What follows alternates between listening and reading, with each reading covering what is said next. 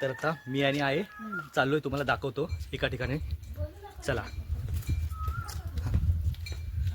तर आता आई आणि मी चाललोय, तुम्हाला दाखवतो कोणत्या ठिकाणी चाललो ते.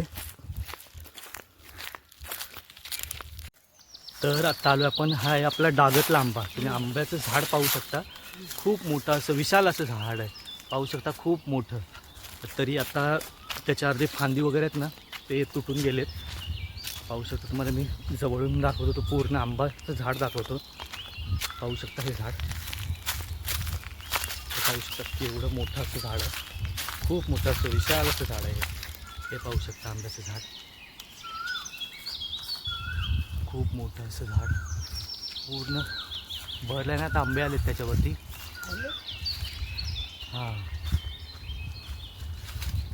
ते पाहू शकता. तरी आता आपले आहे माणसाला जास्त पहिला अन्न पाण्याचा तोटा. आता माणूस जास्त चार पैसा आहेत म्हणून खाते पिते हाय. यायची आपल्या हवेला बसायची, आंब काढायची, खायची, कोणी पण यायचं न्यायचं असं. पाहू शकता आता आज आमचं- आहे आंतरराष्ट्रीय वन दिन, आणि या निमित्ताने आज आपण या आंब्याच्या झाडाला, तर मी म्हणतो माझ्या अगोदरचे माझे पूर्वज 2 पिढी गेली असतील, या अगोदरचं हे झाड आहे. आणि यावेळेस असं होतं की साधारण एक 60-70 वर्षापूर्वी, माझ्या म्हणजे 100 वर्षापूर्वी माणसांना खायला अन्न मिळत नव्हतं. तर मग माणसं म्हणजे एक टायमाचं अन्न खाल्लं तर हे आंब्याचे झाड, तर त्याच्या आंब्यांनी माणसं काय करायचे, तर ते आंबे शिजवून त्याच्यामध्ये हळद तिखट मीठ टाकून असं खायचे. म्हणजे तो इवन तो माणसांचं पोट भरायचा हा आंबा. आणि या खूप वर्षापूर्वीचा आंब्याचं झाड आहे, पाहू शकता कशा पद्धतीचं झाड आहे, आणि खूप असं विशाल असं पसरलेलं झाड आहे, पाहू शकता. खूप मस्त आणि सावली वगैरे शांत. आता हे कसे काही माणसाचे वनवे वगैरे लावतात, पूर्ण पाहू शकता, म्हणजे पूर्ण जंगल पूर्ण वनव्यामध्ये जात आहे. काय वाटतं आहे, माणसांनी झाडं लावली पाहिजेत, झाडं जगवली पाहिजेत का? जगवलेली पहिलं पाणी घालून घालून जगवलेली झाडं माल लावले तर चांगलं शोकेसला दिसते. बरोबर आहे. नाही लावलंय तर कसं दिसेल, असं आहे. झाडं लावली तर चांगलं व्यवस्थित शोकेसला दिसतील अशी लावायची. आता आम्ही कशी लावली आमच्या कोपऱ्यात, आणि एक झाड असं लावायचं की आपल्याला पण दिसायला दिसेल चांगले. बरोबर आहे, त्याची फळं तुम्हाला ऑक्सिजन वगैरे सगळं मिळणार. त्यामुळे प्रत्येकाने एक मूल आणि एक झाड हे कंपल्सरी लावलंच पाहिजे, म्हणजे तर चांगलं दिसेल. हां. कुणी पाहू शकता कसा पूर्ण परिसर आहे इकडचा. इथे आम्ही याला असं आहे ना, आम्ही म्हणजे आम्ही लहान होतो, सगळे मुलं आहेत ना या आंब्याखाली येऊन असे बसायचे सगळे, म्हणजे असे छोटे छोटे घरं बनवायचे आहेत. आंबे पडले की सगळे त्या घरांमध्ये सगळे साठवायचे, गोळा करायचे, नंतर जातेवेळेस घेऊन जायचं. पाहू शकता केवढा असा विशाल असा आंबा आहे, असं पाहू शकता आपण.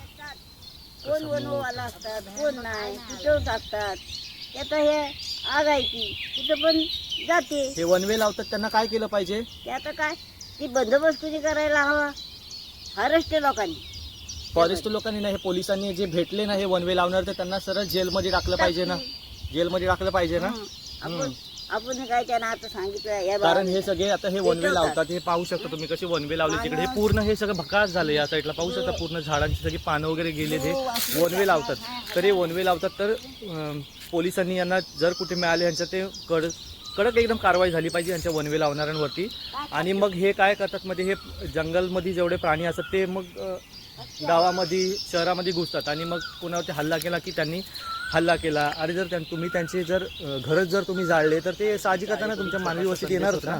तुम्हा सर्वांसाठी प्रत्येकाने एक झाड एक मूल एक झाड हे असं कंपल्सरी लावा, आणि निसर्गाचं संगोपन करा. निसर्ग आहे तर आपण सर्वजण आहोत, तर हे सगळ्यांनी पाळा. आणि जय वन दिन. चलो, हा होता आमचा आजचा ब्लॉग. नवीन नवीन व्हिडिओज पाहण्यासाठी अकाउंटला सबस्क्राईब करा, लाईक करा, शेअर करा. असेच आम्ही नवीन नवीन व्हिडिओज तुमच्यासाठी घेऊन येऊ. आहे आणि मी आहे. Bye bye. Bye bye. चलो. चलो. हा होता आमच्या ब्लॉगचा आजचा दुसरा भाग. बाकी आम्ही असं नवीन नवीन व्हिडिओ घेऊन येऊच, तर भेटू तिसऱ्या पार्टमध्ये. Bye bye. बाय बाय करा आहे. Bye bye. चलो बाय बाय.